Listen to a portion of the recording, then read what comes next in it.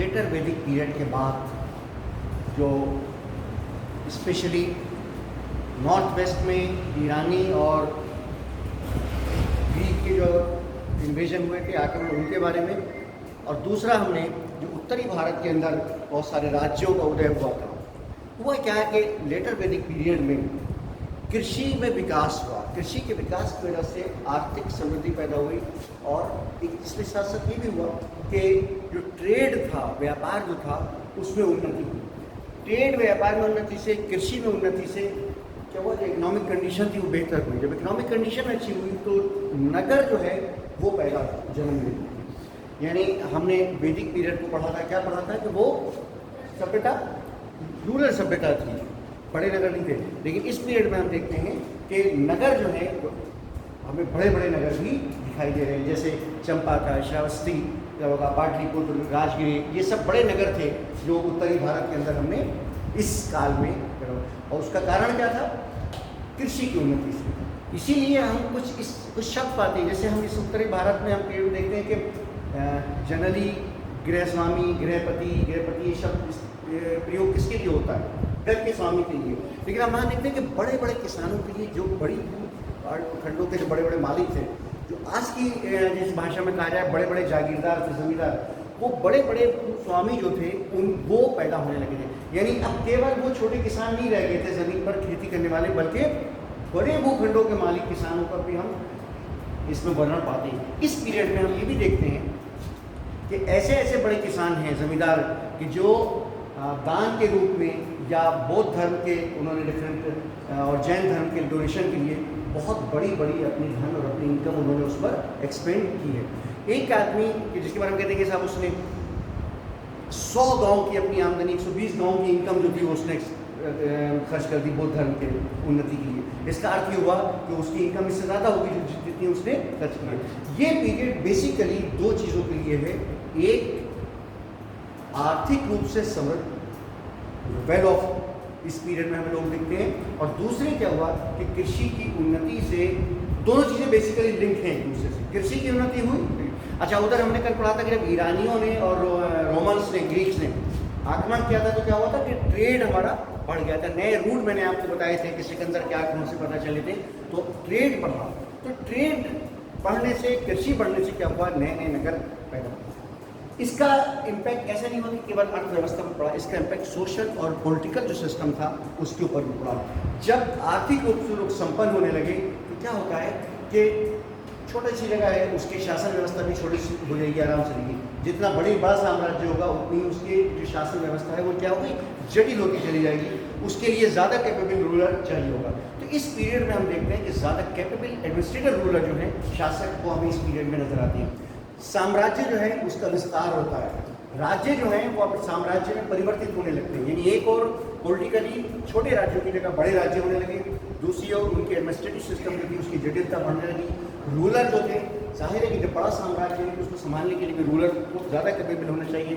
तो रूलर्स की कैपेबिलिटी के साथ और इकोनॉमिक कंडीशन की जो बेटरनेस थी, इसके साथ साथ इस पीरियड में हम देखते हैं कि बड़े साम्राज्यों का उदय होता है। जो 16 हमने महाजनपद पढ़े थे कल, जो मैंने आपको बताया था, मैं आज कुछ आपको उस पीरियड के गणतंत्र भी इंपॉर्टेंट बताऊंगा, जो इंपॉर्टेंट गणतंत्र उस पीरियड में थे। ये हमेशा याद रखिए कि शुरू से भारत के अंदर तीनों प्रकार की हमारी शासन व्यवस्था चलती रही है। तीनों प्रकार,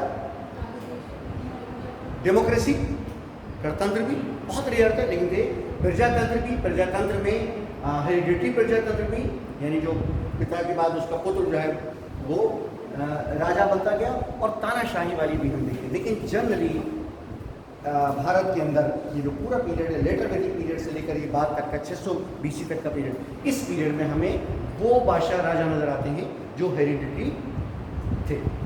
इनकी हमने इसमें 15 पढ़ लिए थे, 15 साल। मगध बाकी रह गया। क्यों? इसलिए कि मगध जो है वो सबसे इम्पोर्टेंट है। मगध ही है जिसने भारत के अंदर प्रथम साम्राज्य की स्थापना की थी। मगध की उन्नति क्यों हुई, इसके कारण कभी कभी कहीं से क्वेश्चन आता है। इसके कई कारण हैं।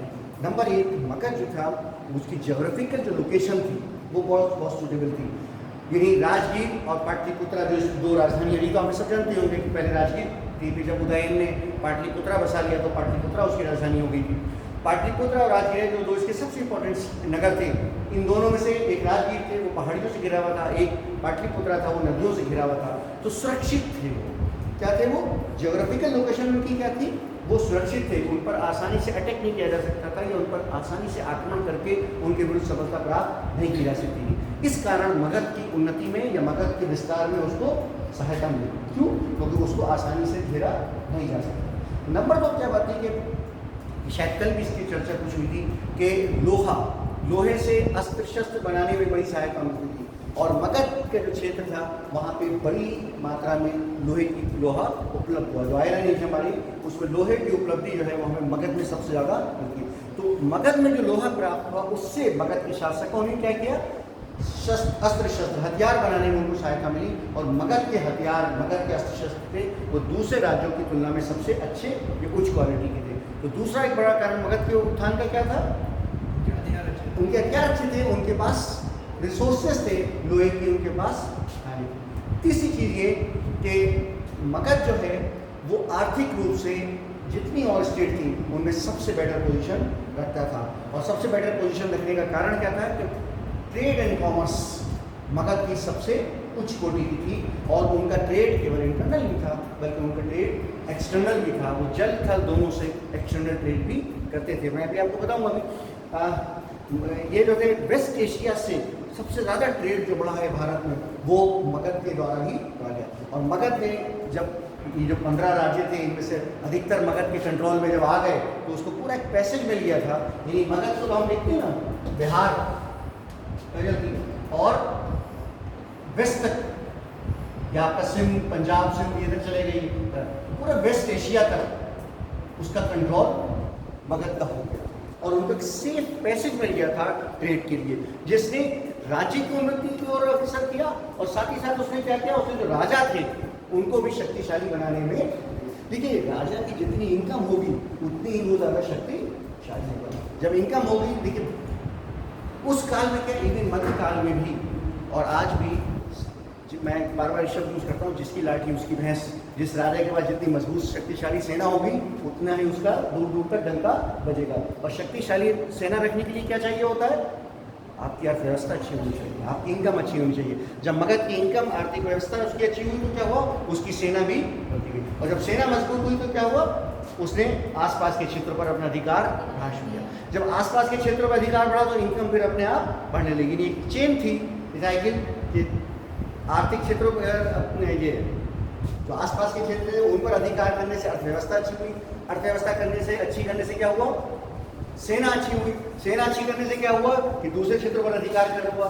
तो ये चीज थी जिसने मगध को सबसे ज़्यादा सहायता प्राप्त की। तो मगध की उन्नति में उसके राजाओं, शासकों की एबिलिटी के अतिरिक्त उसकी ज्योग्राफिकल कंडीशन, उसकी अर्थव्यवस्था और साथ साथ उसकी जो उच्च कोटि की सेना और अस्त्र शस्त्र थे उन्होंने उसको आगे बढ़ने में बहुत ज़्यादा सहायता की। तो मगध इसीलिए पढ़िए, नंद को जो प्रथम एम्पायर बिल्डर कहा जाता है, फर्स्ट एम्पायर बिल्डर कहा जाता है इनको, इन्होंने भारत के अंदर पहले साम्राज्य की स्थापना की। पूरे भारत के इतिहास में हम देखते हैं कि छोटे छोटे राज्य तो बड़ी संख्या में हमें हर पीरियड में मिलते हैं, लेकिन मगध एक राज्य पहला ऐसा हुआ कि जिसने बड़े क्षेत्र पर अपना अधिकार करके आर्थिक सामाजिक सारे परिवर्तन।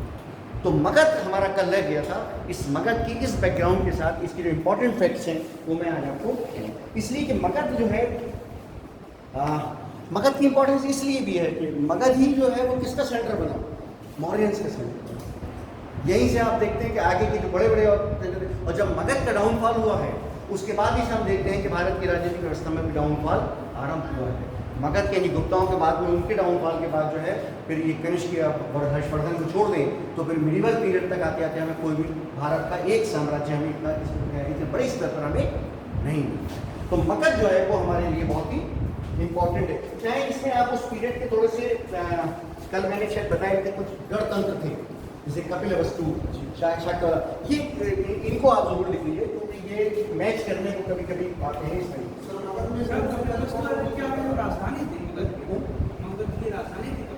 नहीं, कपिलवस्तु अलग चीज है। कपिलवस्तु तो बेसिकली पहले मगध की राजधानी सबसे पहले राजगीर थी, बल्कि उससे पहले थी ब्रजगीर थी, फिर राजगीर हुई, फिर राजगीर के बाद जब उदय में पाटलिपुत्र एस्टेब्लिश कर दिया तो फिर पाटलिपुत्र हुई, फिर पाटलिपुत्रा से बीच में एक बार हट के वैशाली हुई, फिर उसके बाद वैशाली के बाद फिर पाटलिपुत्र हुई, और फिर उसके बाद पाटलिपुत्र ही मगध की राजधानी।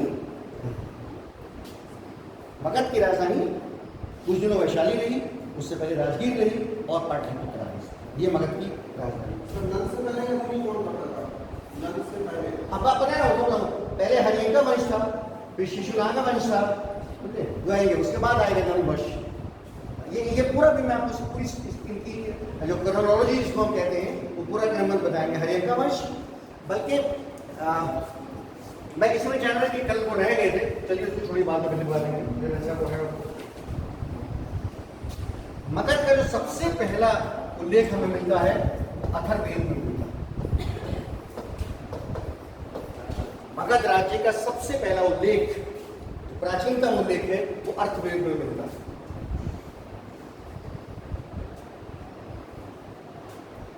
महाभारत और पुराणों के अनुसार, महाभारत और पुराणों के अनुसार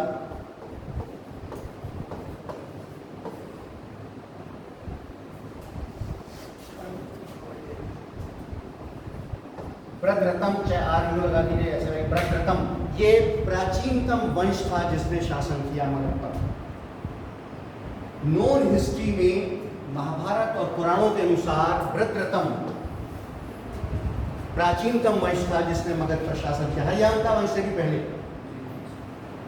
उससे भी पहले ब्रजरथम वंश था जिसने शासन किया। इसके दो शासक, जो इसका फाउंडर था ब्रजरथ,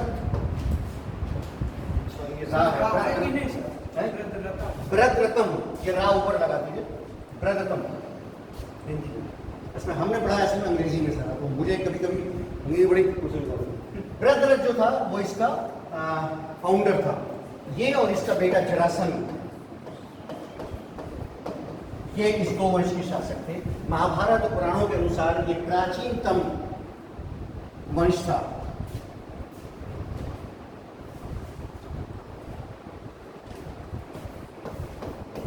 मैंने अभी तो आपको नाम बताया था गिरिवृंद, ये सबसे प्रथम राजधानी मगध की, इसको जरासंध ने ही बनाया था। यानी राजधानी के रूप में मगध में जो सबसे पहला नाम हमें मिलता है वो गिरिवृक्ष का मिलता है, जिसे जरासंध ने राजधानी बनाया। लेकिन यहाँ ये बता दूं आपको, इसमें हमें हमारी सोर्सेज में बहुत डिफरेंसेस हैं। बौद्ध सोर्सों में मैंने बताया ना, हमारी मेन स्रोत जो है बौद्ध धर्म के हैं और जैन धर्म के, उनमें बहुत सारे डिफरेंसेस हैं, कई हैं। लेकिन मैं आपको वो चीज़ बता रहा हूँ जो मतलब वाइडली एक्सेप्टेड है।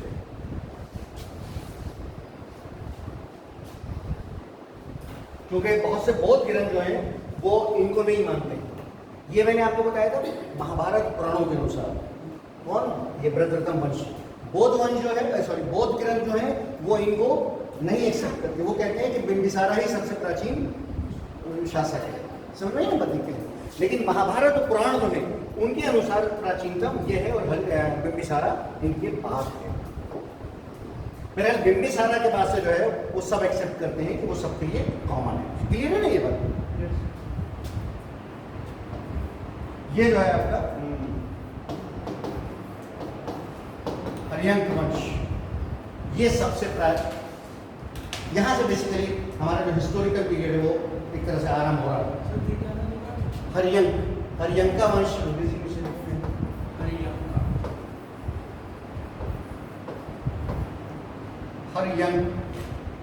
हरियंका वंश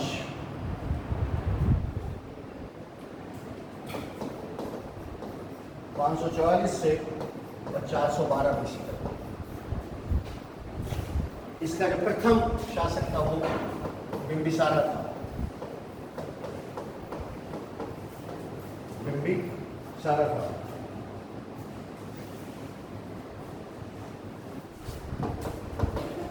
इसमें 544 से 492 तक शासन किया। कहीं कहीं किताबों में 493 भी लिखा होता है, लेकिन 492 ही मानते हैं। ये बीसी की बात हो रही भाई मेरे, ये सब बीसी है। इसके पिता के नाम भी इतिहास मिलता है, और ये एक बार पिता पुत्र का मैच आया, ये डिफरेंट रहता है। जैसे जरासंध, ब्रजरथ, तो ऐसी बिंबिसारा के पिता जो है उसका नाम भी आपने लिख रखा है बोधिस।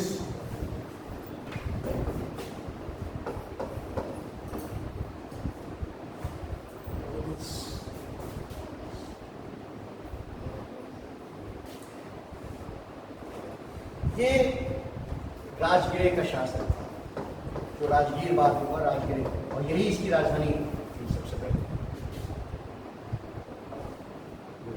इसके बारे में कई विवाद है इतिहास में, लेकिन उन सब को रोके ये मान लिया जाता है कि बिंबिसार का पिता जो था वो भी शासक था, और बिंबिसार जो है वो पहला बड़ा शासक हुआ था। अपने पिता द्वारा ही वो यहाँ का शासक नियुक्त किया गया था, जिसके बाद उसने अपनी शक्ति का विस्तार किया था।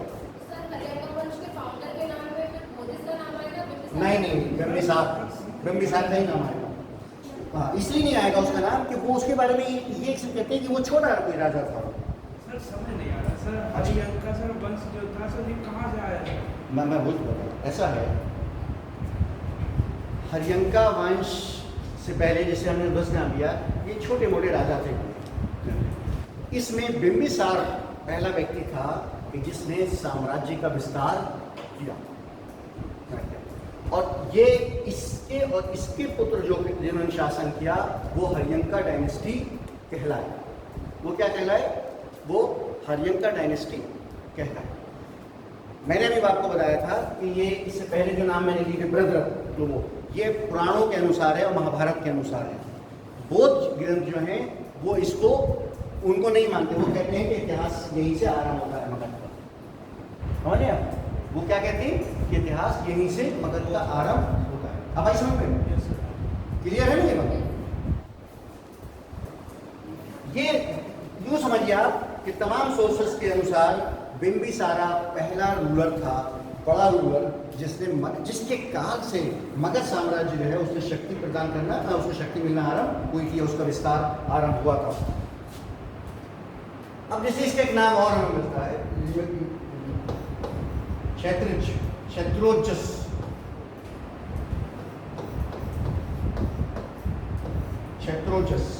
ये पुराणों के अनुसार इसके नाम है। इवन मत्स्य पुराण में ये किसका नाम है? बिंबिसार का ही नाम है। इन जितनी शासकों के पुराने दूसरे नाम में लिखवाता हूँ, ये जरूर लिख लिया करिए, क्योंकि कई बार इनके पुराने नामों के साथ आता है। अभी हम जब पढ़ेंगे चंद को मौर्य के डिफरेंट नाम आते हैं।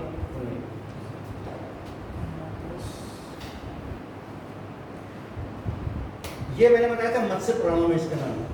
उसके बाद जो है बिंबिसार का जैन साहित्य में जो नाम है वो शौणिक है। वो क्या है? शौणिक नाम है।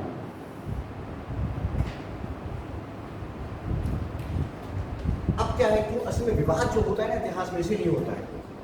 कुछ इतिहासकार कहते हैं क्षत्रिय जो नाम था वो बिंबिसार का नहीं था, ये उसके पिता का ही नाम था, लेकिन इसको सब एक्सेप्ट करते हैं कि ये नाम बिंबिसार का नाम। क्षत्रिय नाम किसका नाम है? बिंबिसार। तो आप इसको बिंबिसार के साथ मैच रखिए। बिंबिसार का अदर नेम जो वाइडली एक्सेप्टेड है वो क्या है? क्योंकि इसके ऊपर क्या है? इसके ऊपर दो ओपिनियन है। क्या? कौन सा दो ओपिनियन? कि ये बिंबिसार का नाम था या उसके पिता का नाम? तो इसमें अगर आप नहीं भूल गए तो कोई बात नहीं है, लेकिन ये जरूर याद रखिए। क्लियर हो नहीं बात नहीं?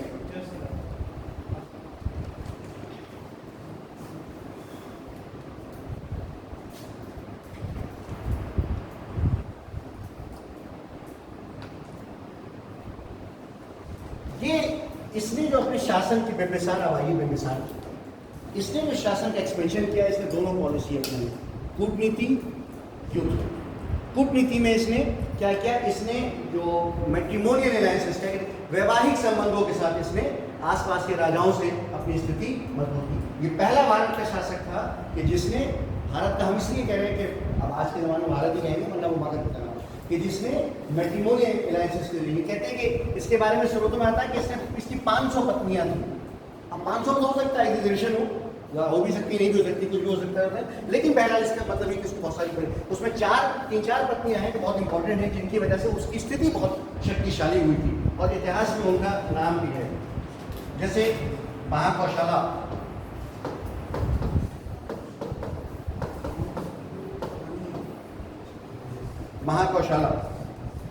ये जो कौशल का राजा था प्रसेनजी, उसकी बहन थी।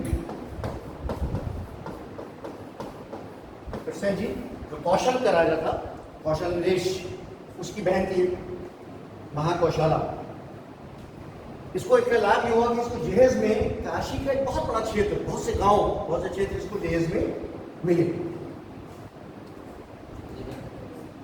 प्रसेनजित जा में छोटी की मात्रा।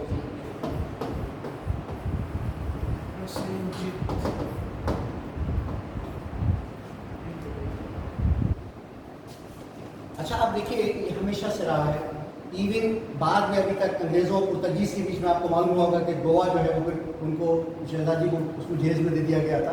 ये अब तक परंपरा रही है, यानी एंशियंट काल से लेकर आज तक काल में भाषाओं में जब शादियाँ होती थी तो वो क्या होता था, अपने कुछ क्षेत्र में उससे मिलता जुलता होता था वो दे देते। तो सबसे पहली उदाहरण जहेज में राज्य का मतलब वो बिंबिसार का है, कौशाला से, जिसमें उसको काशी के बहुत सारे गांव और एक बड़ा भाग उसको काशी का मिला। दूसरी उसकी बनती थी लक्ष्मी, उसका नाम था चेतना।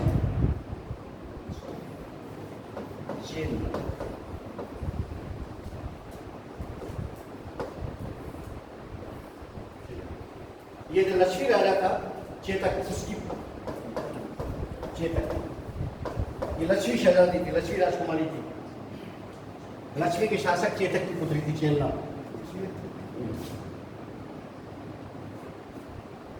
तीसरी थी वास्वी, ये दूसरी थी।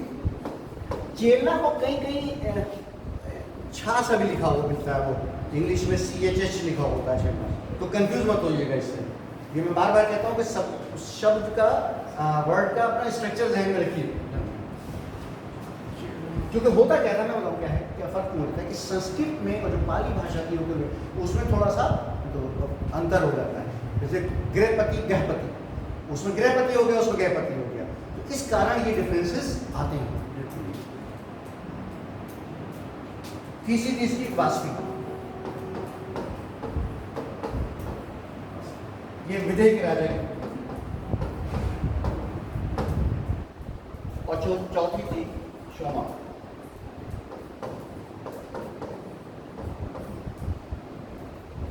ये जो पंजाब का क्षेत्र था, मध्य प्रदेश का, वहाँ जो मध्य नरेश था उसकी पुत्री थी, मध्य प्रदेश।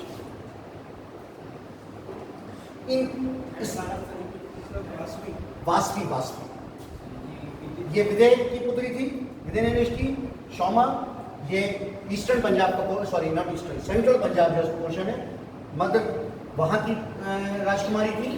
इसके अतिरिक्त में बहुत से नाम इतिहास में मिलते हैं, लेकिन ये 4 राजकुमारियाँ थी, इसकी वो पत्नियाँ थी कि जिनके कारण इसकी पॉलिटिकल स्टेटस इसका जो है वो, मैंने कहा था ना कि इसमें जो है वो अभी मैंने बताया था कि मैट्रिमोनियल अलायंसेस से कूटनीति थी। अब देखिए कूटनीति से इसने क्या किया, जैसे उस काल के जो शक्तिशाली लोग थे, जैसे अवंती,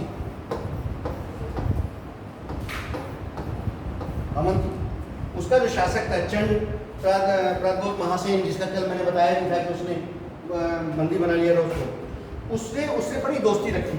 और जब उसे पता चला कि वो किसी बीमारी रोग में मुब्तला है, तो इसका जो राजवैद्य था जीवक, उसको इसने उसके इलाज के लिए भेजा। इसका नाम भी याद रखिएगा, इतिहास में इसका नाम भी आता है। ये किसका जीवक, हाँ, मेडिकल डॉग किसका था, ये बिंबिसार।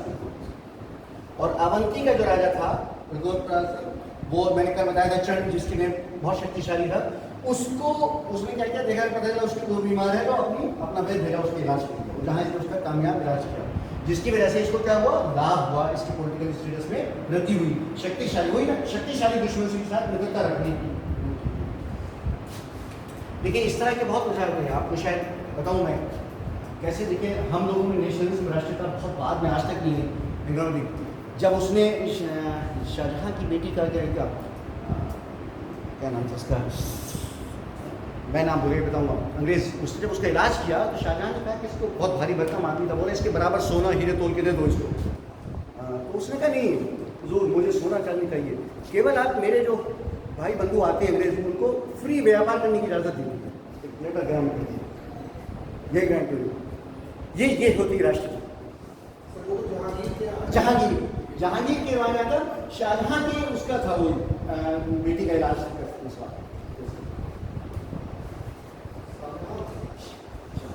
कौन था? ग्रांट किया था ना, लेकिन वो शाहजहां का कौन था? बेटा में शाहजहां बेटा था, जहांगीर बेटा कौन था? भाई बाबर, हुमायूं, अकबर, जहांगीर, शाहजहां, औरंगजेब। तो शाहजहां तो जहांगीर के बाद तो जहांगीर की किसी बेटी या किसी उसका इलाज किया था उसने, तो उसमें उन्होंने कहा था कि इसको वो दिया जाए। तो उसने कहा था कि हमें जो है वो आप केवल ट्रीट करनी। मैं एक स्पेसिफिक ये बात बता रहा हूँ कि ये राष्ट्रीयता क्या होती है, ये इलाज है। इन्होंने भी, इसने जीवक ने भी उस जमाने में नहीं थी, इसको बहुत सारा धन दौलत मिली, लेकिन उसका फायदा किसको हुआ? बिम्बिसारा को, क्योंकि उसके साथ बहुत अच्छे इलाज थे।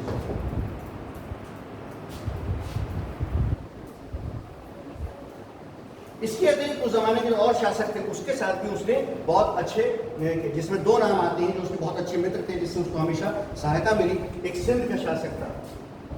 रोलूक जो है वो कहीं कहीं सिंध के लिए इस्तेमाल होता है। किसके लिए? सिंध के लिए रोलूक। हाँ, इसका शासक था रुद्रायन। रोलूक सिंध के लिए होता है, रोलूक और सिंध एक ही मतलब है। देखिए सिंध तो एक बड़ा क्षेत्र है, उसका कोई पार्ट रहा होगा जो रोलूक रहा होगा, जहां का ये शासक सर रुद्रयान, रुद्रायन, यस रुद्रायन।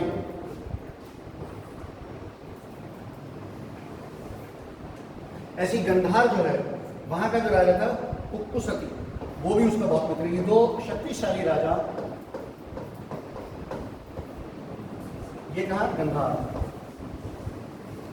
नहीं, आप ये देखिए कि वो उसकी मार कहां तक थी, वो मगध में बैठा है, लेकिन सिंध और गंधार जो है पेशावर, वहां तक लोगों से वो अपनी मित्रता बनाएंगे।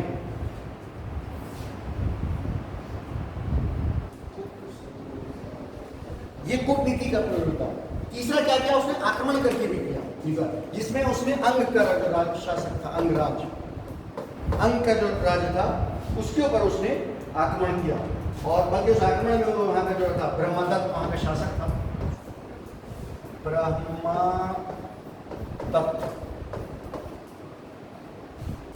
वो मार दिया और उसको उसमें उसने अपने यहाँ विलय कर दिया, उसका अंग के राज्य का। यानी तीनों बातें हो गई, वैवाहिक रूप से, कूटनीति से और युद्ध के द्वारा। सर पुक्कुसती सर क्या था? पुक्कुसती गंधार का राजा था। गंधार के ये दो के वेस्ट के शक्तिशाली राजा थे, इनके साथ उसने मित्रता रखी। इस समय पढ़ने पर उनसे सहायता भी मिले और हमारे दुश्मनों को सपोर्ट न करें।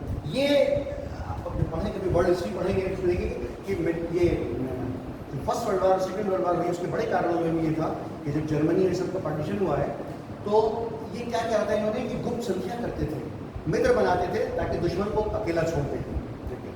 तो ये वही पॉलिसी थी कि हमें दोस्त मिले और हमारे दुश्मनों को दोस्त ना।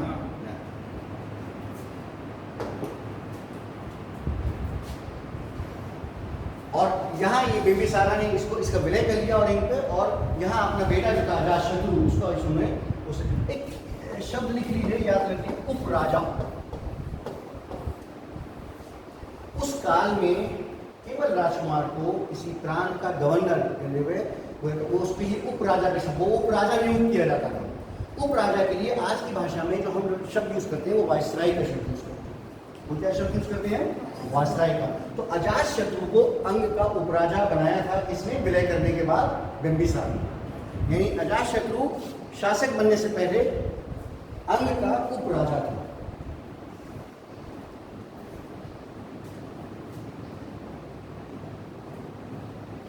बिम्बिसारा का जो है वो राज बहुत बड़ा था और इतिहास में इसके लिए कहते थे 80,000 के करीब उसके गांव और 900 माइल्स तक फैला हुआ विस्तृत उसका साम्राज्य था। ये हमें पता चलता है बुद्ध घोष से, बुद्ध ग्रंथ है, बुद्ध ग्रंथ से पता चलता है। आप बुद्ध ग्रंथ समझ लीजिए, बुद्ध ग्रंथों से हमें पता चलता है 80,000 उसके सामने गांव थे और 900 मील पर फैला हुआ था। अब इसमें देखिए जाहिर है कि उस वक्त कोई ऐसी स्टेटिस्टिक आंकड़े नहीं होते थे कि गिनती बता दें, एक अनुमान होता होगा, तो ये कम बढ़ती तो हो सकता है, लेकिन इससे ये होता है कि एक बहुत ही विस्तृत जानकारी थी और बड़ा विस्तृत साम्राज्य था उसका।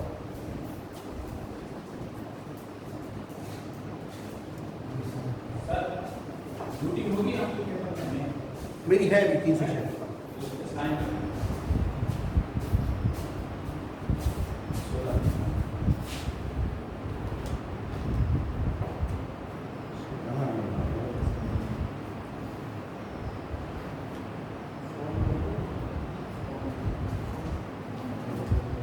मेरे पास करके। हाँ देख लीजिए साइन अरे है सही नंबर का मतलब पेंडिंग है।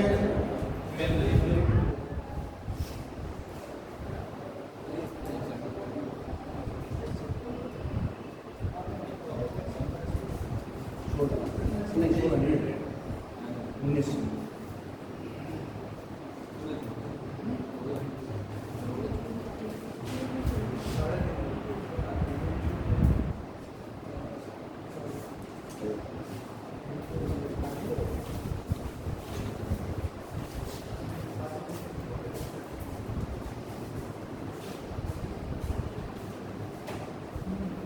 इसके ख्याल के एक दो जो पद अधिकारी हैं उनका जैसा नाम लिख लीजिए। वो कई बार देखा गया उस कंडीशन में भी थोड़ा सा अलग सा है वो जो पद अधिकारी थे बिम्बिसारा के, स्पेशली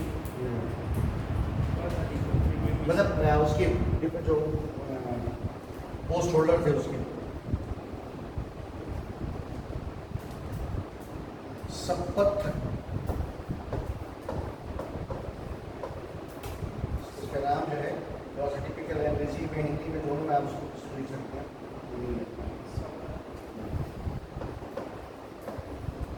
सपथ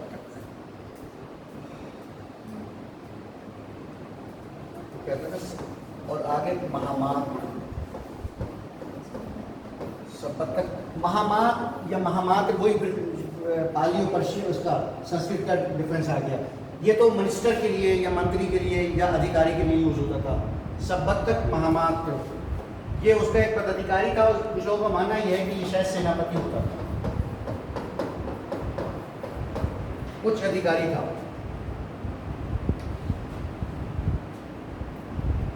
सब्बतक महामात एक और अधिकारी का बहुत उसका मतलब वो था वहारिक महामात।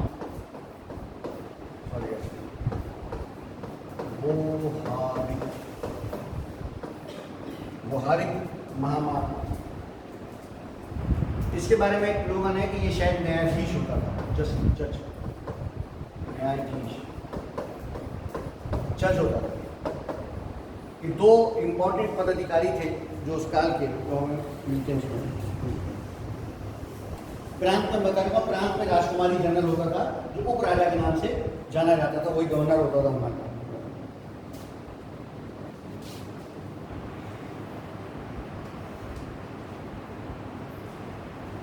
ये जो है हमारा बिम्बिसार, ये महात्मा बुद्ध का उनका समकालीन था और जो उनका मित्र भी था, उस भेंट की थी इसने। और ये बौद्ध धर्म इसने स्वीकार किया था, बुद्ध धर्म का ये अनुयायी था। बल्कि इसके बारे में एक चीज़ और लिखिए कि अच्छा वो है कि इसने महात्मा बुद्ध के उसके संघ के लिए या उनके लिए उसने एक पूरा बाग, बलुवन का बाग, बलुवन, ये नाम शायद सुना हो, कई बार आता है, ये उसने दान में दिया था उसको। लेकिन बौद्ध धर्म के होते हुए भी इसकी विशेषता ये थी, जो इसकी जो उन्नति है उसके कारणों से कारण की इसमें सहनशीलता बहुत थी।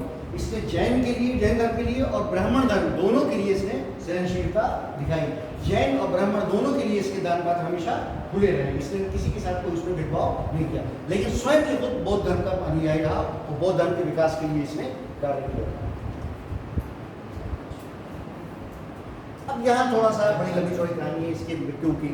कहते हैं कि इसको अजातशत्रु जो इसका पुत्र था उसने इसको बंदी में डाल दिया। एक इतिहास ये भी बताता है कि महात्मा बुद्ध के जो कज़न थे देवदत्त, उसने इसको मोटिवेट किया था उसको बंदी बनाओ। उसके बाद जब इसे जेल में डाल दिया, यहाँ से फिर दो वर्जन होते हैं। एक वर्जन ये होता है कि इसने उसको सोचा कि आज़ाद कर दूँ, इसे अपनी गलती का एहसास हुआ और इसे प्रायश्चित किया और जाके आज़ाद करने के लिए उसको वो करा था। तो वो डर गया कि ये शायद मार देगा, उसने स्वयं जहर खा लिया। एक वर्जन ये है। दूसरा वर्जन ये है कि नहीं, जेल में ही उसको यातनाएं देकर उसको मार दिया। ये दोनों वर्जन है, लेकिन इतनी बात तय है कि वो उसके मृत्यु में अजातशत्रु का अपना हाथ। इसीलिए कई बार इनके शब्द पितृहंत का शब्द यूज किया जाता है, बाप को मारने वाला, बेटा को मारने वाला शब्द इसके लिए यूज किया जाता है। लेकिन ये दो अलग अलग वर्जन है और दोनों में से कोई भी बात हो सकती है। अजातशत्रु जिसने, हालांकि अब ये डेट आमतौर पर नहीं आती, 492 से 460 तक शासन किया। इसका एक नाम और इतिहास में मिलता है हमें, क्विक।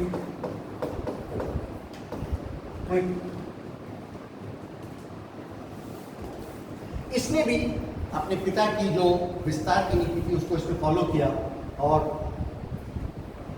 प्रिसेंजेंस जो इसके पिता से जिसके अच्छे संबंध थे उस पर इसने आक्रमण किया और इसने उससे संघर्ष हुआ।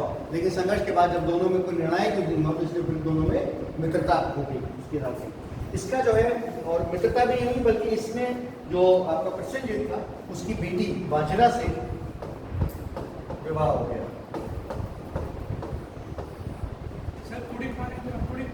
कुणिक उसका नाम था, स्रोतों में उसका नाम कुणिक भी मिलता है। किसका? अजातशत्रु का। जैसे बिंबिसार का नाम बताया था ना मैंने, ऐसे ही अजातशत्रु का नाम कुणिक मिलता है। इसकी मीनिंग भी होगा, तो हिंदी के शब्द है, संस्कृत का।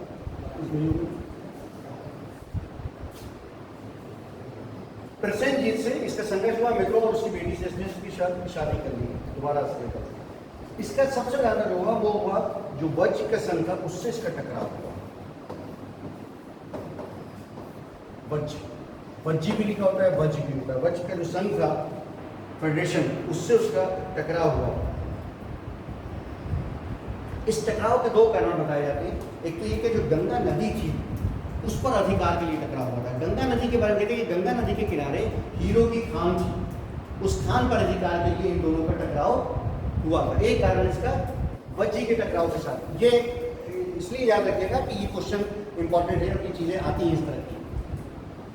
अजातशत्रु का वज्जी के शासक से टकराव किस बात पर हुआ? या तो गंगा के पर अधिकार करने के लिए जिसके किनारे हीरे की खान थी।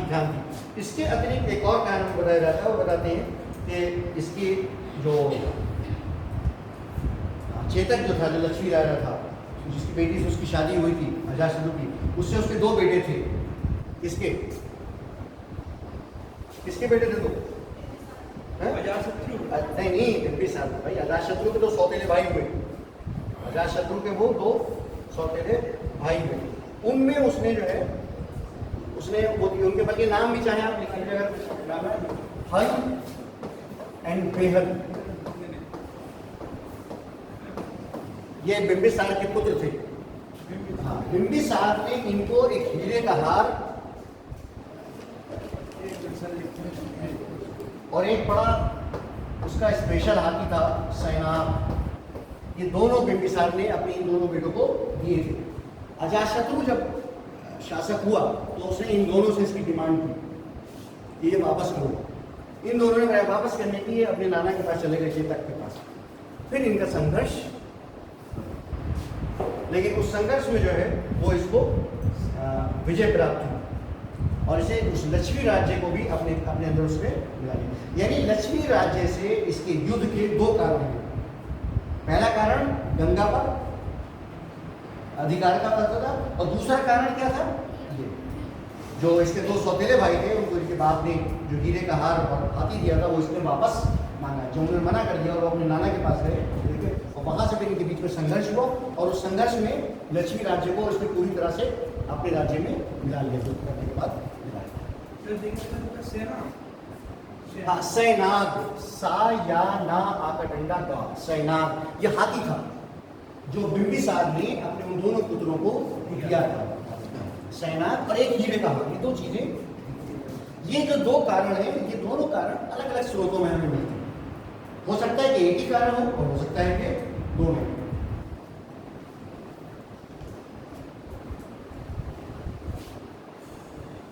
इसमें हाँ एक चीज और इसलिए दिया, इस युद्ध में की इंपॉर्टेंस है। इस युद्ध में इसमें कहते हैं कि दो स्पेशल हथियार प्रयोग किए थे जिनकी बल पे ये जीता था। उन हथियारों के नाम के इतिहास की हर पुस्तक में आपको मिलेंगे, छोटी से लेकर बड़ी तक अगर आप उठाएंगे। उन्हें आप चाहें आपको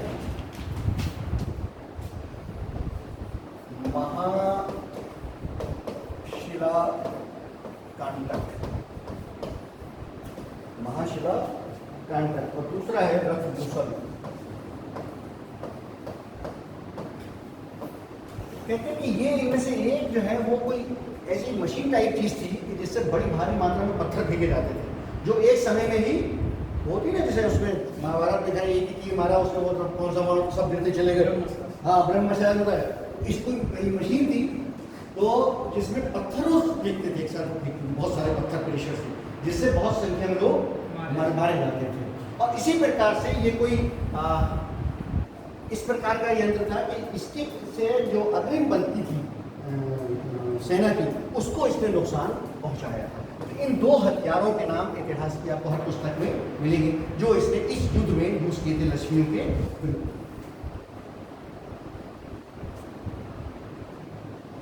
इसके बारे में कहा जाता है, अजातशत्रु के बारे में, कि ये पहले जैन धर्म से प्रभावित था, लेकिन बाद में फिर इसने बौद्ध धर्म से स्वीकार कर लिया। देखिए, ये जो पूरा पीरियड है 400 के बाद का, ये बेसिकली बुद्धिज्म और जैनिज्म की डोमिनेशन का पीरियड है। कोई भी चीज, जिंदगी का कोई भी एस्पेक्ट जैनिज्म या बुद्धिज्म से बाहर नहीं था। शासक से लेकर आम आदमी तक कहीं ना कहीं से इफेक्टेड होते थे। बल्कि इवन हम पढ़ेंगे कभी जब इसको पढ़ेंगे बुद्धिज्म जैनिज्म को, कि ब्राह्मणिज्म ने अपने यहाँ में बहुत सारी परिवर्तन किए, उससे बहुत सी फ्लेक्सिबिलिटी की, कि जिस कारण बुद्धिज्म और जैनिज्म का उत्थान हो रहा था, उसको रोकने के लिए ब्राह्मणवाद ने अपने यहाँ बहुत सारे परिवर्तन करके कहीं कंप्रोमाइज करने की कोशिश की। और यही देखेंगे कि यही पढ़ेंगे इसको कि बुद्धिज्म और जैनिज्म को स्वीकार करने में जो अपर क्लास का बहुत ट्रेड एंड कॉमर्स से जुड़े हुआ क्या था। देखिए, एक चीज़ ये समझ लीजिए, कंसेप्चुअल बात है कि ब्राह्मण अपने को सुपीरियर साबित कर चुके थे, क्षत्रिय उनके बाद का काफी वेस्ट थे, जिन्होंने बड़ी दौलत कमाई हुए। अब वो भी चाहते थे कि समाज में हमारा भी स्टेटस वो होना चाहिए, और जाहिर है कि ब्राह्मण क्षत्रिय को स्टेटस देने के लिए तैयार नहीं थे। स्टेटस के संघर्ष में भी बहुत से जब ये वेल्दी लोग थे, इन्होंने बुद्धिज्म और जैनिज्म को स्वीकार किया। आप देखिए, जैन आज भी जैन की बड़ी संख्या जो है वो ट्रेड एंड कॉमर्स से जुड़ी हुई है। तो बुद्धिज्म और जैनिज्म के विस्तार का एक कारण ये भी था कि वो कास्ट का जो स्ट्रगल था, उसमें वेस्ट को वो पोजीशन नहीं मिल रही थी, ब्राह्मणों को होते थे, जिसकी वजह से बाद में ब्राह्मण्स ने, इसको मैं डिटेल से पढ़ाऊंगा जब पढ़ूंगा, बाद में फिर जब बहुत सारे सोशल परिवर्तन हुए हैं, तो उसके बाद फिर आप देखिए कि यहाँ से बुद्धिज्म गायब भी हो गया, खत्म भी हो गया यहाँ से।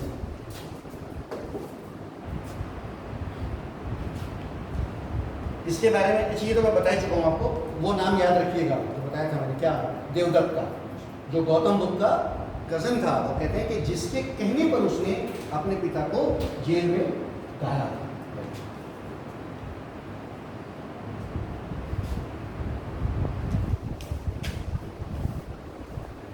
हरवुड स्तूपा, इसको अलग से पढ़ा जाएगा, आपने सबने नाम सुना होगा, सुना है नहीं? तो हरवुड स्तूपा, यहाँ पे एक चबूतरे पर उसकी वेदिका है, उस पर बड़ा कोटेशन ये लिखा हुआ है कि अजातशत्रु महात्मा बुद्ध को, हिंदी में क्या कहेंगे, उनको श्रद्धांजलि क्या कहते हैं, संवेदना व्यक्त करता है। हिंदी में क्या कहते हैं उसको, अपनी प्रेस करने के लिए, प्रेस करने के लिए नहीं, वंदना यार, वंदना करता है। इसमें लिखा है क्या कि हाँ, वही प्रेज उसकी कहता है, उसकी वंदना करता है। ये जो भरूच का जो स्तूपा है, उसके ऊपर एक कोटेशन है, ये याद रखिएगा जहन में कि अजातशत्रु महात्मा बुद्ध की वंदना करता है। थोड़ा इंग्लिश में भरूच का स्तूपा तो बहुत मशहूर है, बहुत आपके जो आप पढ़ेंगे आर्किटेक्ट के बारे में इसके, तो उसमें ये बहुत इंपॉर्टेंट है। भरूच का स्तूपा, स्तूपा इतना यहाँ समझिए, सिर्फ क्या होता था, महात्मा बुद्ध के जो रिमेन्स थे उनके ऊपर उनकी थी, जो श्राइन थी वो रखते थे। इसके बाद इसका बेटा उदयन गद्दी पर बैठा। उदयन के बारे में डेट आमतौर पर मिलती है 460 से 444 BC। एक स्रोत से ये भी ज्ञान होता है कि उदयन ने ही अपने पिता को मारा था।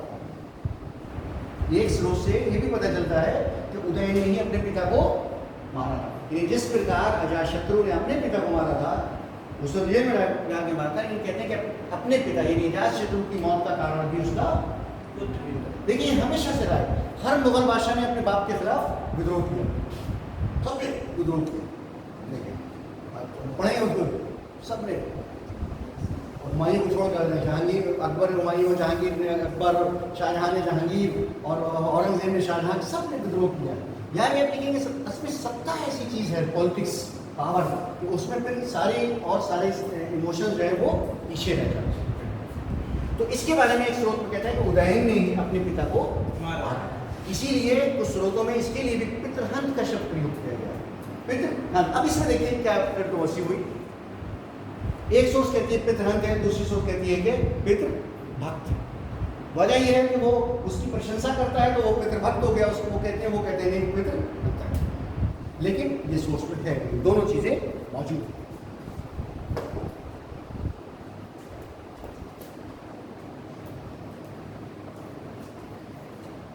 ये उदयन जो था ये जैन धर्म का अंग है, इसीलिए जैन धर्म के स्रोत इसको क्या कहते हैं, पितृभक्त कहते हैं, और बौद्ध धर्म के स्रोत इसको पितृहंत कहते हैं। क्योंकि भाई वही है ना, मैं जिस धर्म का हूं मैं उसी की तारीफ करूंगा, प्रशंसा करूंगा। इसने बनाया था जो वो पाटलिपुत्रा है,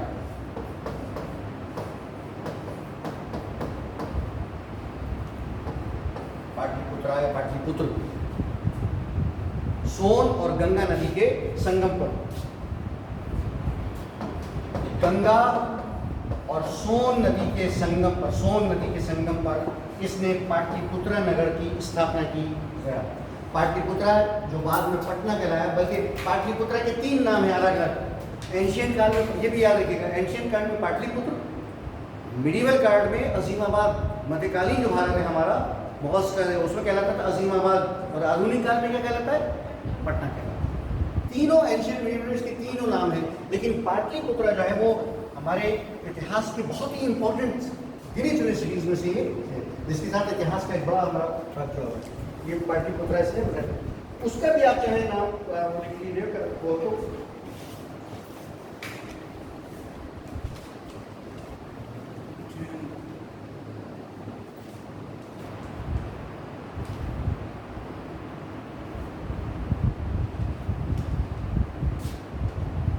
ये तो मैं बता ही चुका हूँ आपको बहुत।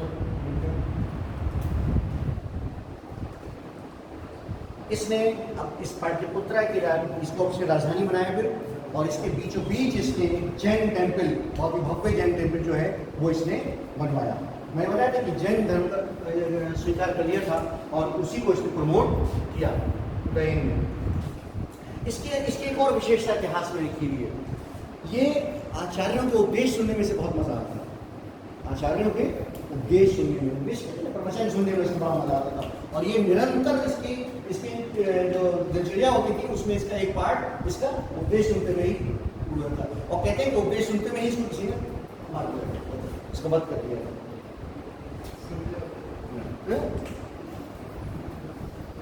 बल्कि कहते हैं कि जिसने इसको मारा था वो जो अवंती नरेश था, अवंती का उसका जो गुप्तचर था, उसने उसको भेजा था, और उसको उसने जब वो उपदेश सुन रहा था तो उसने वध कर दिया। तो ये ध्यान में रखिएगा कि उसका वध जो है वो उपदेश सुनते वक्त हुआ था, और प्रोबेबली वो अवंती का जो नरेश था उसके गुप्तचर ने उसका वध किया था।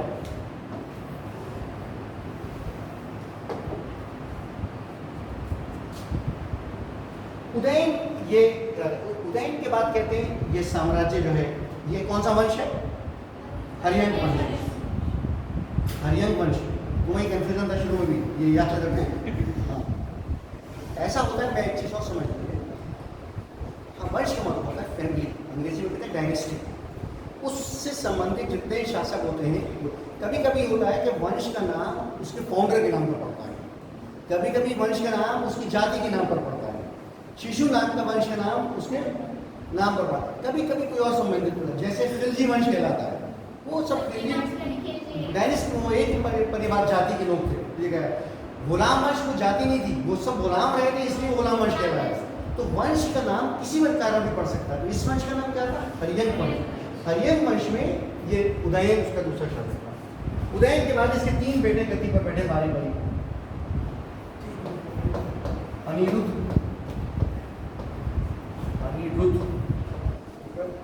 मुंडक और नागदशक।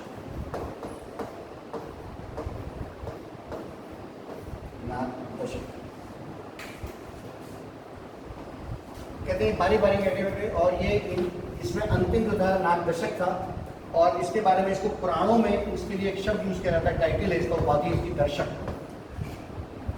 पता नहीं दर्शक को थी, लेकिन मेरा पुराणों में इसको दर्शक कहा गया है।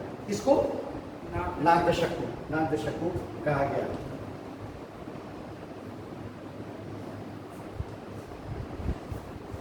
इसका विद्रोह जो किया था वो शिशुनाग ने किया था। और यहाँ पे भी फिर हमारे इतिहास में हमेशा कुछ कहानियां हैं।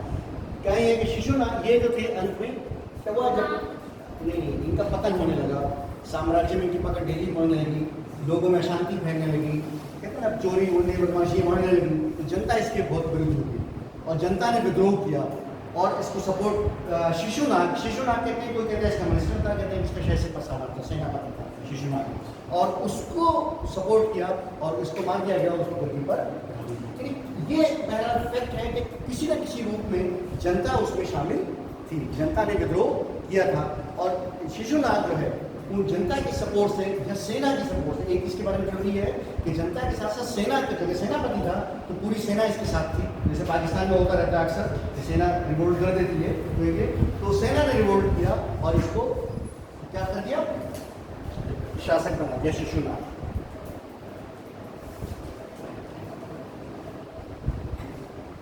इसने 412 से जो शासन किया शिशुनाग ने 394 ये अंत के शासक जो थे, इन्होंने कुछ दिनों के लिए इन्होंने भी शासन किया, इसलिए ये जाहिर है कि उदयन का शासन 444 में खत्म हो गया, तो उसके बाद लगभग 28-30 साल तक का शासन जो है वो इन लोगों का रहा, एक के बाद एक। लेकिन इनके शासन की विशेषता क्या थी? दूर पकड़ ढीली पड़ने लगी, जगह जगह विद्रोह होने लगे। उसके बाद शिशुनाग, ये अपने फाउंडर के नाम पे ही शिशुनाग वंश कहलाता। तो पहला वंश कौन था? हर्यक वंश। दूसरा वंश कौन सा हुआ? हर्यक वंश में हमने 2 नाम पढ़े, बिंबिसारा, अजातशत्रु, उदयन, फिर उदयन के 3 नाम, अब शिशुनाग आया। पुराण और महाभारत हर्यक वंश से पहले भी बताते हैं, जो मैंने आपको बताया था। ठीक है, समझ में आई ना?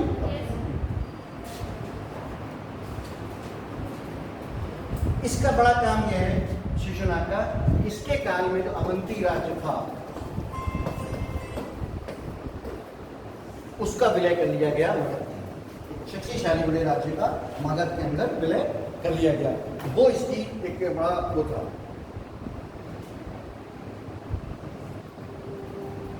क्योंकि अवंती के बाद जो है, जो मैंने शुरू में आपको बताया था कि मगध जो था इसको एक बड़ा पैसेज मिल गया बहुत दूर तक, ट्रेड एंड कॉमर्स के लिए, व्यापार की वृद्धि के लिए। और होता क्या था, पहले बिजनेस हो रहा था तो काफले चला करते थे, काफले जाते थे। अब जाहिर है कि एक राज्य से दूसरे राज्य में जाएंगे तो अपने राज्य में तो फिर भी सुरक्षित माने जाते थे, दूसरे राज्य का अलग हो जाता था, दूसरे राज्य में वहाँ के अपने कानून होते थे। तो जब आपका पूरे रास्ते पर अधिकार हो गया ट्रेड रूट, इसीलिए मध्यकाल तक याद है कि ट्रेड रूट की बड़ी इंपॉर्टेंस थी। आपको याद होगा या आपने पढ़ा होगा कि यहाँ पे जो कोलंबस वहाँ वास्को डी गामा यहाँ आया था, वो ट्रेड रूट की तलाश में गया था। कॉन्स्टेंटिनोपल जो टर्किश है, उसमें जो मुसलमानों का अधिकार हो गया तो उनके लिए यूरोप के रास्ता बंद हो गया, उनके लिए मुसलमानों का कब्जा हो गया, तो उन्होंने कहा समुद्र के रास्ते से ढूंढो, तब वो रूट दिखे। तो ट्रेड रूट की बहुत ज़्यादा इंपॉर्टेंस थी। तो इसको अवंती के से क्या फायदा हुआ था? इसको बड़ा रूट मिल गया था बिजनेस या ट्रेड एंड कॉमर्स के, इसलिए अवंती की विशेषता ये है। और बल्कि इसके बाद इसी ने फिर वैशाली को अपनी राजधानी बनाया, और कहते हैं कि पाटलिपुत्रा की जगह वैशाली को राजधानी बनाने में भी ये था कि ये दूर तक इसका अधिकार रहे, वहाँ इसको जो पाटलिपुत्रा से ये क्षेत्र दूर पड़ते थे, वैशाली से वो करीब पड़ते थे, तो इसने वैशाली को राजधानी बनाया। अब पहले ब्रजगिरी, फिर राजगिरी, फिर पाटलिपुत्र और अब वैशाली, ये क्या है? मगध की राजधानियां चली आ रही है।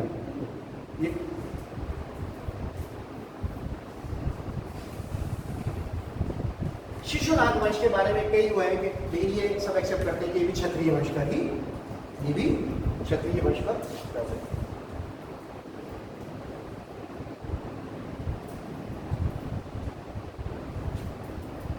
इसके अच्छा दो चीजें मैंने बताई नहीं पड़ेगा।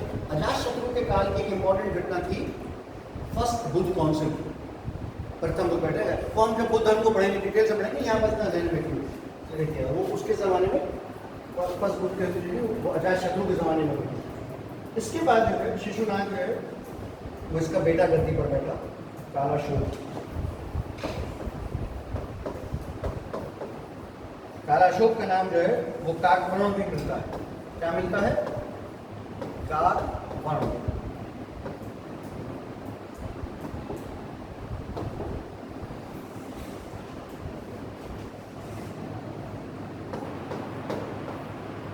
कालाशोक का नाम क्या मिलता है? काकवर्ण मिलता है। इसने 394 से और 364 BC तक इसने शासन किया। इसने फिर वैशाली से राजधानी परिवर्तित करके कहाँ ले आया? पाटलिपुत्र ले आया। ये मैं इसलिए बता रहा हूँ कि मैंने क्वेश्चन देखा था राजधानी और शासक को मैच करने का।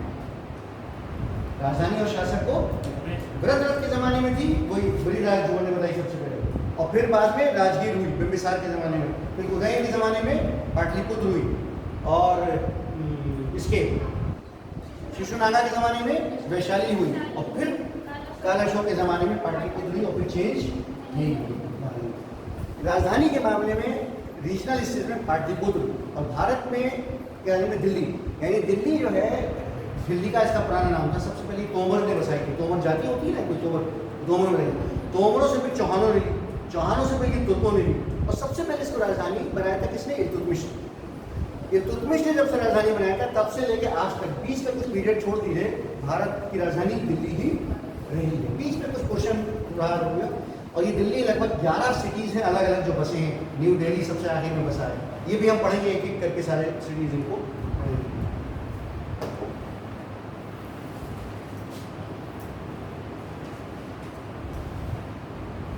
कालाशोक के ज़माने में आपको याद होगा वैशाली की सेकंड बुद्ध काउंसिल जो है, इसको हम पढ़ेंगे अलग से, लेकिन वो इसके काल में हुई। कालाशोक के पहली अजातशत्रु के ज़माने में, दूसरी कालाशोक के ज़माने में हुई।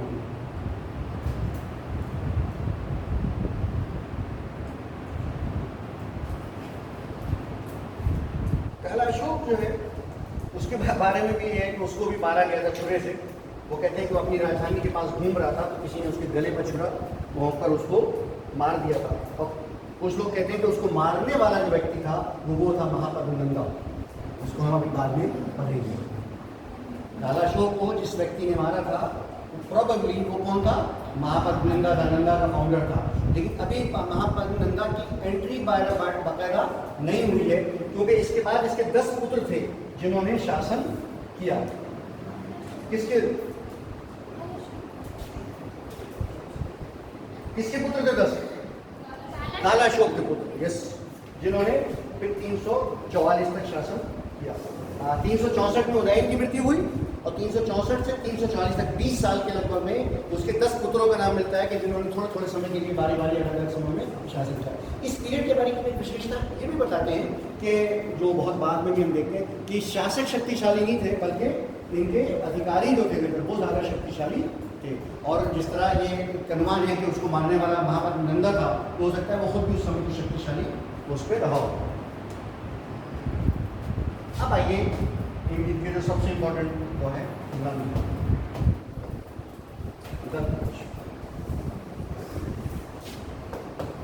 344 से 324 या 323 तक शासन।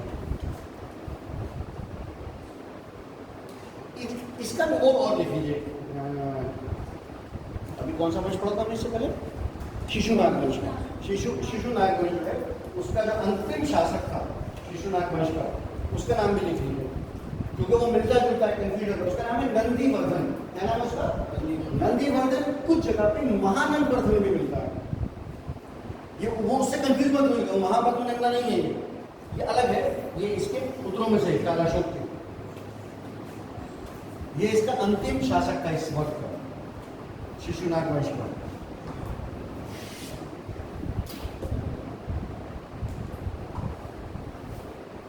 एक बार में इनके जो सब मानते हैं कि ये पहला गैर क्षत्रिय वंश था, पहला वंश था कि जो क्षत्रिय नहीं था। सब इसके बारे में एक्सेप्ट करते हैं कि ये निम्न जाति के थे, सब इसको एक्सेप्ट करते हैं कि ये शूद्र थे। अब उसमें पुराणों में और बौद्ध धर्म में अलग अलग कहानियाँ हैं। एक बड़ी कहानी इसमें यह है जो बहुत एक्सेप्ट की जाती है कि इसका पिता जो था वो नाई था, और वहाँ जो है अभी नाम बताएं, इसके महल में जाता था, जो वहाँ की रानी थी उसका इससे प्रेम हुआ और उसने अपने पति को मार दिया और इसको उसने बादशाह बना दिया। इसको महापद्म नंदा को एक कहानी पुराणों में और बौद्ध में ये भी मिलती है। लेकिन कुछ लोग इसको ऑब्जेक्शन करते हैं और नहीं मानते, बहुत से इतिहासकार, लेकिन ये सब एक्सेप्ट करते हैं कि वो शूद्र था और वो गलत तरीके से उसकी एंट्री हुई थी कहे में राज्य में, यानी उसने राज्य पर जो अधिकार किया था वो उसने गलत तरीके से उसने किया था। इसका जो वो है पुराणों में इसको महापद्म कहते हैं, पुराणों में इसको महापद्म कहा गया, महापद्म का, और बौद्ध साहित्य में इसको उग्रसेन कहा गया। इसको उग्रसेन कहा गया। और बौद्ध साहित्य और दोनों ये मानते हैं कि ये था पहला नाई का पुत्र। एक थ्योरी इसकी ये भी है कि इसका पिता तो क्षत्रिय था लेकिन इसकी माता जो थी वो शूद्र थी। तो आप इस सब कहानी हट के सिर्फ ये मानी रहे कि ये पहले थे जो क्षत्रिय नहीं थे और शूद्र निम्न जाति के थे जिन्होंने। लेकिन आप देखिए कि फर्स्ट एम्पायर बिल्डर भारत के अंदर कौन कहलाते हैं? फर्स्ट हिस्टोरिकल एम्पायर बिल्डर जो है वो यही है, उग्रसेन राजा। इसकी एक और पुष्टि होती है क्योंकि यूनानी जो थे उन्होंने सिकंदर के आक्रमण के बाद किया तो उन्होंने इसको लिखा आग्रामीज, इसको नहीं था, अभी बताता हूँ। आग्रामीज ये उन्होंने जो सिकंदर का समकालीन था उसके लिए शब्द यूज किया है आग्रामीज। सिकंदर का समकालीन कौन था? सिकंदर ने जब आक्रमण किया था कौन था? बहुत बार बात हुई, धननंदा था भाई, लास्ट धननंदा था। तो आग्रामीज का मतलब होता है उग्रसेन, जिसका मतलब होता है नाई का बेटा, मतलब उग्रसेन का बेटा अग्रसेन। आग्रामीज का मतलब है उग्रसेन का बेटा। ये यूनानी में कहा गया। ये किसको कहा यूनानी में? महापद्म को नहीं, धनंदा को। इससे ये सिद्ध होता है कि ये उग्रसेन ही, उग्रसेन इसी का तो पुत्र था ना ये। देखिए ऐसा है कि इसमें महापद्म नंदा के बाद उसके पुत्र हैं जिन्होंने इस सबने शासन किया।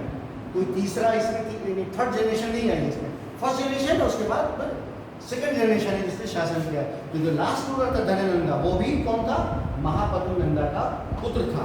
इसीलिए यूनानियों ने उसको आग्रामीज कहा, उग्रसेन का पुत्र, क्योंकि उग्रसेन किसको कहा गया? महापद्म नंदा। ठीक भाई, समझ में आई आपकी क्रोनोलॉजी?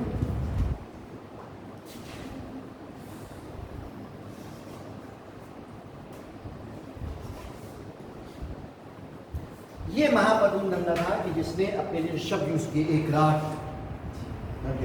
और इसने एक अपने लिए शब्द वो यूज किया था, वो लिख लीजिए, वो इसलिए आता है।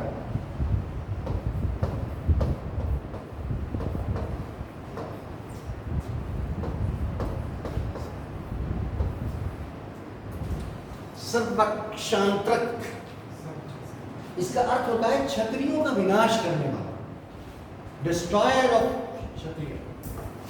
ये इसने अपने लिए उपाधि ग्रहण की थी क्योंकि युद्ध आया था, उस क्षत्रियों को विनाश करके इसने किया था, अपना अधिकार किया था इसने, इसलिए इसने उपाधि ग्रहण की थी। इसी ने अपने आप को द्वितीय परशुराम,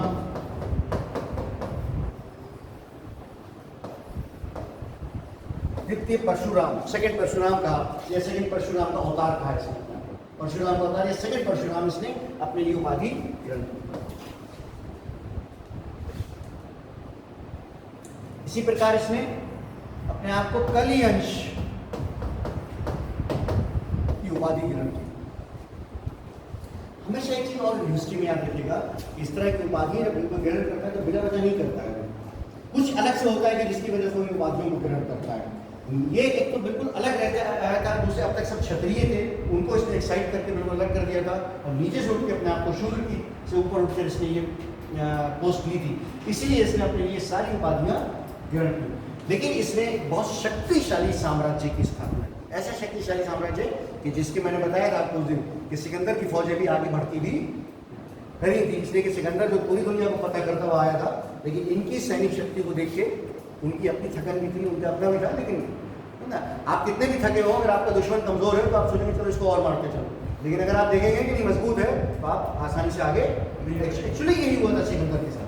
अगर यहाँ धनानंदा नहीं होते, ये नंदा फैमिली नहीं होती या इनका राज्य नहीं होता, वो सिकंदर की फौज लूट करके भी चली जाती है, लेकिन इन्होंने उसको रोका। जिस प्रकार से इल्तुतमिश ने चंगेज को रोका था अपने ज़माने में, अगर मंगोल भारत में आ गए होते तो वो मंगोल की सीट पर जाते चले, जो छोटे नहीं थे वो। उन्होंने पूरा वेस्ट एशिया जितनी मुस्लिम एम्पायर्स थी उन सब में लाखों लोग उन्होंने उस जमाने में कत्ल कर दिए थे। तो उस वक्त रक्षा या आपके जो सल्तनत काल के शासक थे इन्होंने भारत की रक्षा की। ऐसे ही किसने किससे की रक्षा? सिकंदर से रक्षा। ये मैंने कहा था ना कि भारत का ये पैसेज हमेशा से खुला रहा है, दुश्मनों के लिए भी दोस्तों के लिए सबके लिए। वो भी आए कि जिन्होंने इसको फायदा पहुंचाया, वो भी आए जिन्होंने इसको नुकसान पहुंचाया।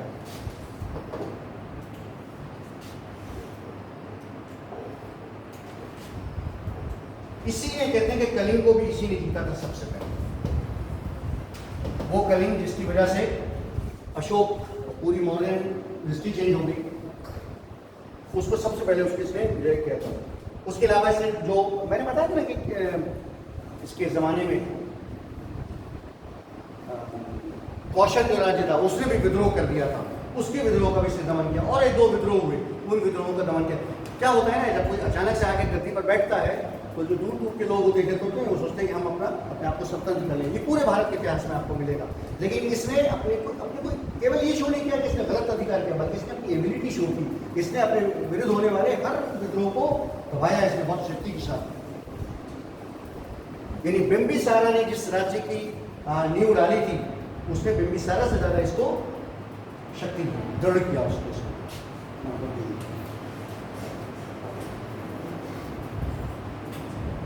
नंद वंश के 9 राजा हुए,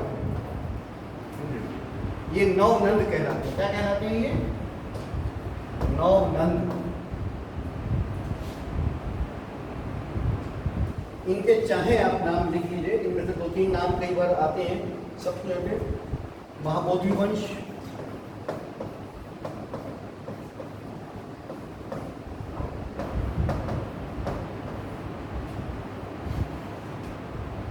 ये महाबोधि वंश की जो स्रोत है बुद्ध ग्रंथ है। इसका चाहे आप नाम याद न रखें, बुद्ध ग्रंथ के तौर पर याद रखें। क्या है? बुद्ध ग्रंथ है। उस बुद्ध ग्रंथ में इसके ये 9 नंदों के नाम मिलते हैं।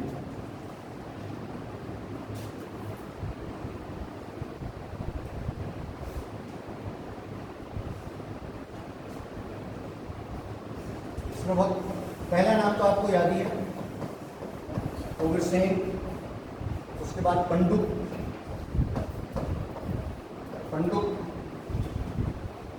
उसके बाद पंडुगति, के बाद भूतपाल,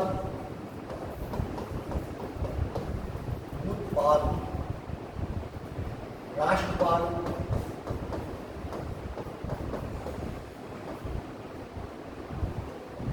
भविष्याणक,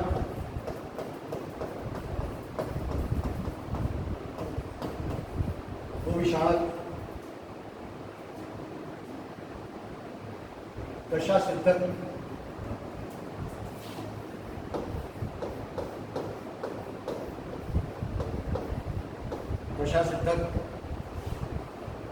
कैवर्त। कितने हो गए? 1 2 3 4 5 6 7 8। एक कौन सा नहीं कहते? हाँ, धनानंद लास्ट पर है। ये 9 नंद कहलाते हैं।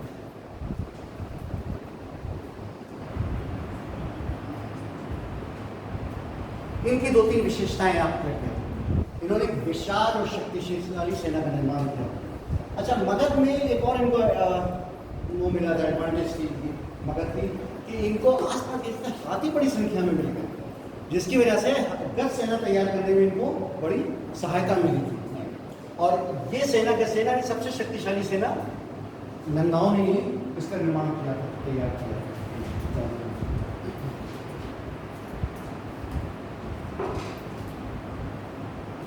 इनके ख्याल की दो तीन बातें हैं जो जहन में रखिएगा।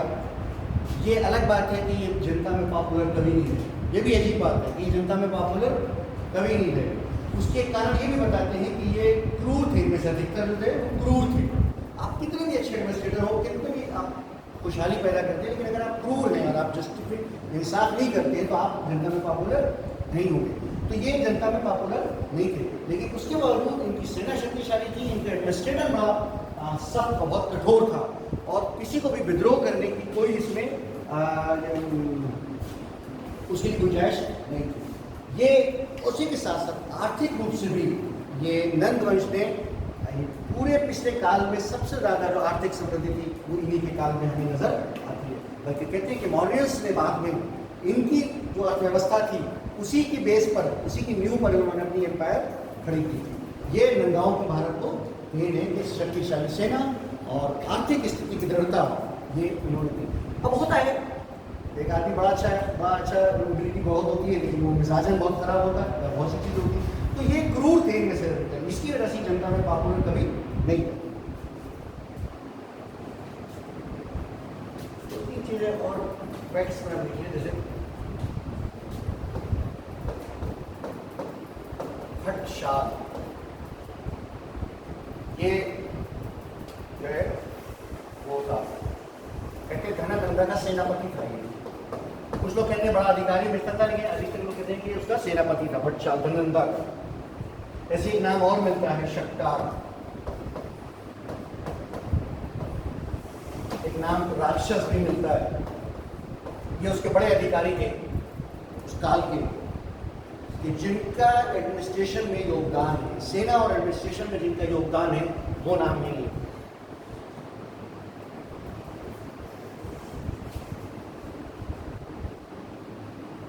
इन्होंने आसपास के सारे क्षेत्रों पर अधिकार कर लिया। उसमें तीन चार नाम आप लोग लिख लीजिए अगर वो सुंदर। इक्ष्वाकु,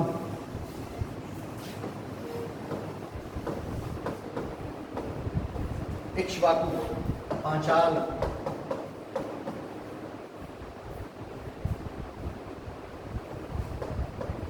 अश्वक,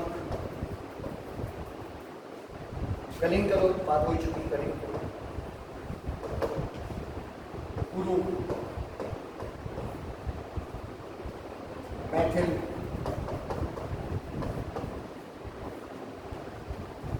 शूरसेन।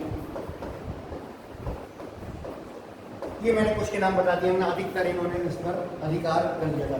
ये जो बिंबिसारा ने जिस एम्पायर की आरंभ किया था उसको एक तरह से शिखर तक पहुंचाकर इन्होंने छोड़ा। बाद में इसके आगे मॉरियस ने इसका विस्तार किया है, लेकिन इन्होंने जो सही मानव में इसको इसीलिए कहा जाता है कि इन्होंने क्या कहते हैं बड़े क्षेत्र पर अधिकार करके उसको एक शासन व्यवस्था के अंतर्गत ये ले आए, एक एडमिनिस्ट्रेशन के अंतर्गत उन्होंने उस बड़े क्षेत्र को, अपनी एम्पायर को खड़ा कर दिया।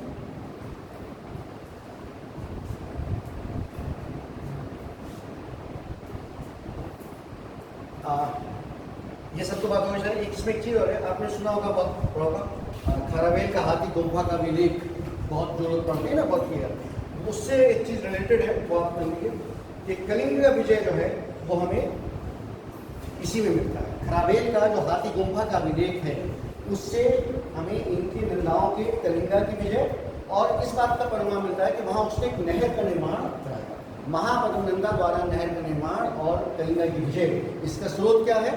खारावेल का हाथी गुम्फा विलेख।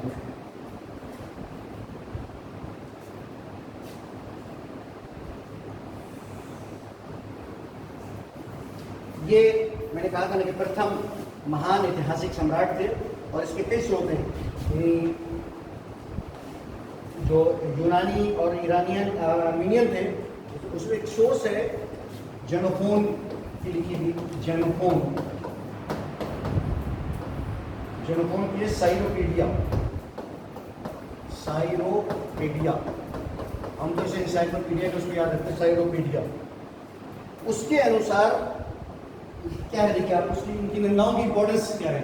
वो सोच है, वो ये बताती है कि भारत का उस वक्त एक शक्तिशाली शासक था जो वेस्ट एशिया के शासकों के झगड़े में मध्यस्थता करने का इच्छुक था। यानी भाई वेस्ट एशिया में जाके जो मध्यस्थता करने का छोड़ दिया। आज भी होता है ना, अमेरिका हर जगह पहुंच जाता है मध्यस्थता करने के लिए, शक्तिशाली ऐसी भी पहुंचता है उसकी बात नहीं। तो ये इस सोर्स में मिलता है हमें जेनोफोन की कि वो कौन था, यानी ये इनकी पावर की बात थी कि वेस्ट एशिया के शासकों के झगड़ों को निपटाने के लिए ये खुद चुनते गए हम उनकी मध्यस्थता।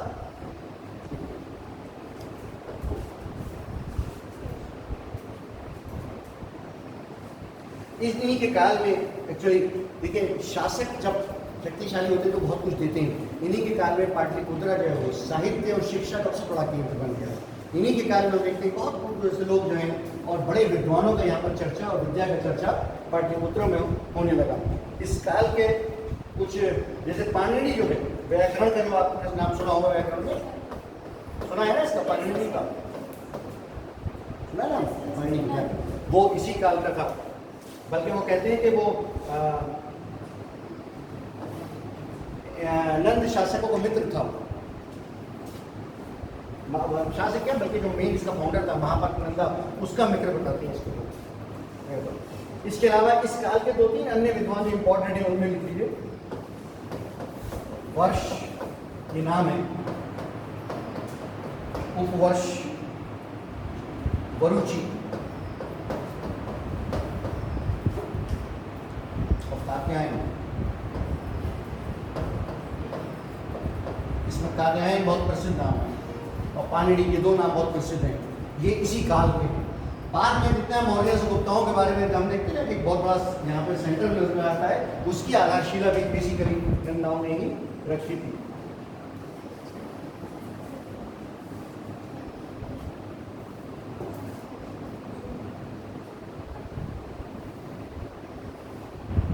ये नंद शासक के बारे में चीज और याद रखिएगा, पता नहीं, ये जैन धर्म के अनुयायी थे। मोस्टली क्या थे ये जैन धर्म के अनुयायी थे। और इनके कई हमें जैन मंत्रियों के नाम मिलते होते।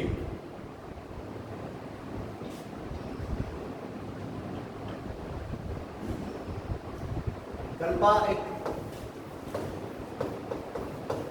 जैन, आपकी भाषा में उसकी ऋषि मुनि था, उसको इससे बहुत ऊंचा पद दिया था।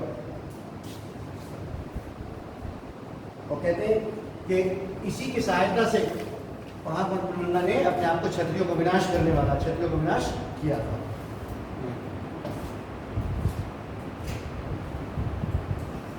इस काल के 2-3 नाम, वो तो मैंने लिखवाई थी, शायद स्थूलभद्र भी लिखवा किया था। ये सब जैन मंत्री थे।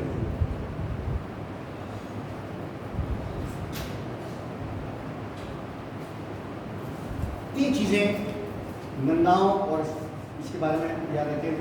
पहली चीज ये कि नंदाओं ने केवल पॉलिटिकल यूनिटी नहीं की, यानी केवल राजनीतिक रूप से एकता प्रदान नहीं की, उन्होंने आर्थिक समृद्धता दी और इसी के साथ साथ उन्होंने ट्रेड एंड कॉमर्स जो था उसको उन्होंने बहुत बढ़ावा दिया। उनके शासनकाल में, नंदाओं के शासनकाल में वेस्ट एशिया से संपर्क बहुत ज़्यादा बढ़ गया। और हम देखते हैं कि उस काल तक यूनानी यहाँ पर आते हैं, जो आपको ये भारत का पोर्शन नॉर्थ वेस्ट का, यहाँ पे छोटे छोटे यूनानी राज्य यहाँ पर थे। इस काल के एक माइनस पॉइंट इतिहासकार केवल यही बताते हैं कि ये क्रूर थे, जालिम थे और जनता इनके अत्याचारों से बहुत दुखी थी। अदरवाइज एक किसी भी साम्राज्य के लिए जो एक बेस्ट एक शासक दे सकते हैं वो इन्होंने सब दिया। आर्थिक, राजनीतिक, सांस्कृतिक, उस काल के अकॉर्डिंग इनकी देन बहुत ज़्यादा कंट्रीब्यूशन, परंतु इसीलिए ये। अब इसमें बड़ी इंटरेस्टिंग एक चीज़ ये है कि क्या केवल इसी वजह से इनका पतन हो गया? कुछ कहते हैं कि साहब चाणक्य अगर नहीं होता तो इनका पतन नहीं होता। लेकिन याद रखिए कि चाणक्य को भी जो आसानी हो गई वो इसीलिए तो हो गई, जनता उसके साथ, इनके साथ नहीं थी, वरना चाणक्य भी इतनी आसानी के साथ इनका दमन नहीं कर पाता। चीज और लिख ले, चाहे मैंने कहा था वो जो गणतंत्र थे वो जरूर लिख लीजिए, वो कई बार आते हैं मैच करने को। इस काल के जो गणतंत्र थे, समझ लें, ये तो क्या है, ये सब राजतंत्र है, ये सब क्या थे, राजतंत्र थे। लेकिन जो गणतंत्र है ना, वो 2-3 नाम उसमें चाहे लिख लीजिए, हैं तो कई वो जो इंपॉर्टेंट है। मैंने बताया कपिलवस्तु, शाक्य, वहाँ के शाक्य, ऐसी अल कब के बुली, अल कब के बुली, अल कब के बुली,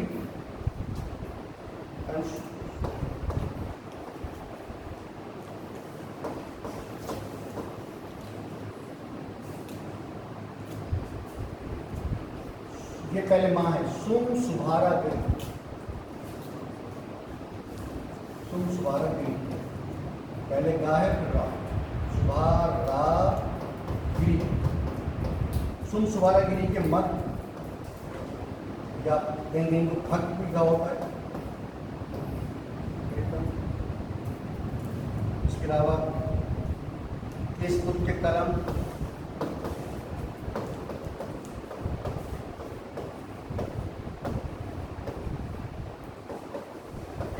कलम, ये कलाम, राम ग्राम के बोलिए, ये गणतंत्र थे इस काल के, राम ग्राम के बोलिए,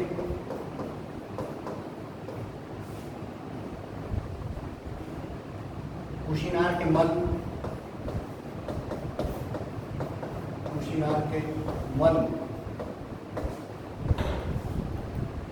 और पिपल विंग के मोरे,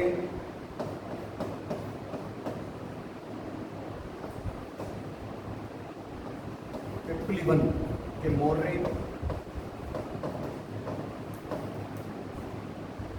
वैशाली की देशी को हम पढ़ चुके हैं, और मिथिला के विदेह,